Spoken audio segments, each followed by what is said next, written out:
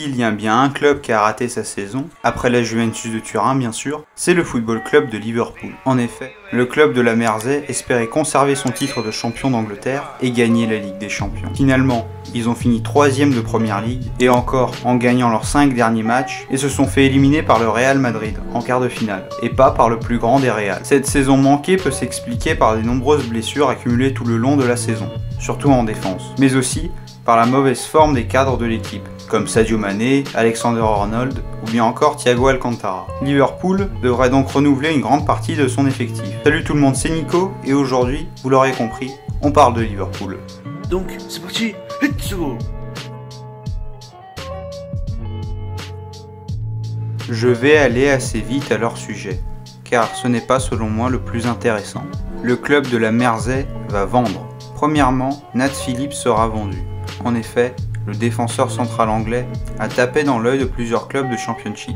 Aucun nom de club n'a encore filtré.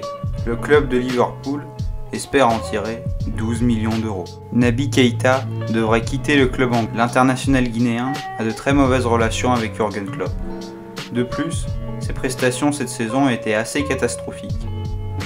Xherdan Shaqiri devrait également partir. L'international suisse est frustré par le peu de temps de jeu que lui donne Jürgen Klopp, et il a donc demandé à quitter le club de la Mersey. Au moins 15 millions sont attendus. Divock Origi est aussi prié d'aller voir ailleurs. Le buteur belge n'est plus du tout performant lors de ses sorties de banc. Ce n'est plus le Origi d'il y a 2 ans. Et il ne fait plus partie des plans de Jürgen Klopp. Le club turc de Fenerbahçe est fortement intéressé par son profil. 20 millions d'euros sont attendus. Grujic et Minamino devraient être vendus. Tous deux sont venus de clubs évoluant dans des championnats pas très exposés. L'un est venu de l'Étoile Rouge de Belgrade, l'autre du Red Bull Salzbourg. Ils sont arrivés en tant que jeunes espoirs. Aucun d'entre eux ne s'est imposé à Liverpool. Ils ont tous deux été prêtés cette saison. Ils ont tous deux réalisé de belles choses en prêt cette année. Liverpool espère en tirer 15 millions de chacun. Quant à Harry Wilson, Rhys Williams et Kelleher, ils devraient être prêtés ou vendus en cas de belle offre.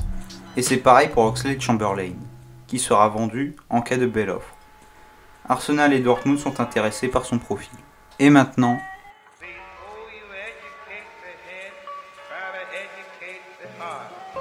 le mercato de Liverpool a d'ores et déjà commencé, car ils ont signé un défenseur central qui n'est nul autre qu'Ibrahima Konaté. En effet, l'international espoir français de 22 ans est arrivé pour 36 millions d'euros, soit le prix de sa clause libératoire. Lui dit qu'il est très heureux de signer à Liverpool, tout comme Jürgen Klopp est heureux de l'accueillir. Voici ce que l'entraîneur allemand a dit à son sujet. Ses qualités physiques, sa vitesse et sa conduite de balle vont faire beaucoup de bien à notre équipe. Pour compenser certains départs au milieu, Liverpool s'est positionné sur plusieurs joueurs, dont Yves Bissouma, Yuri Tielemans, Florian Neuhaus ou bien encore Saul Niguez. Bref, on ne sait pas qui de ces 4-là signera en faveur du club anglais pour la saison prochaine. Par contre, il y a du plus concret en attaque, car 2 joueurs offensifs sont tout proches de signer à Liverpool. Il y a d'abord Patson Daka, le buteur zambien de Salzbourg vient de réaliser une saison exceptionnelle, car il a marqué 23 buts en 20 matchs de championnat autrichien. De plus, ce joueur a vraiment un profil atypique, mélangeant vitesse, puissance et technique. Sur certains aspects, il me rappelle Lukaku, mais sur d'autres, Kylian Mbappé. Pour seulement 20 millions d'euros, c'est une super affaire. Et l'autre joueur, c'est Rafinha. En effet, l'ailier droit brésilien de Leeds devrait signer à Liverpool dans les prochains jours. Le joueur devrait arriver en tant que joker de luxe, pouvant rentrer dans les 20 dernières minutes. Sa qualité de dribble et sa vitesse pourraient faire très mal à une défense fatiguée.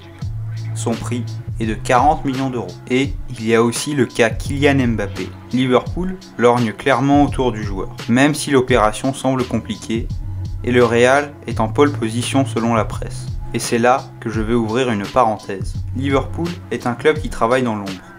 Il n'y a pas beaucoup d'informations, ou en tout cas de bonnes informations qui fuitent à propos du mercato de Liverpool. Par exemple, la presse annonçait que Liverpool voulait signer Samuel Umtiti en janvier, ce qui était clairement faux. Liverpool ne s'est jamais intéressé à son profil.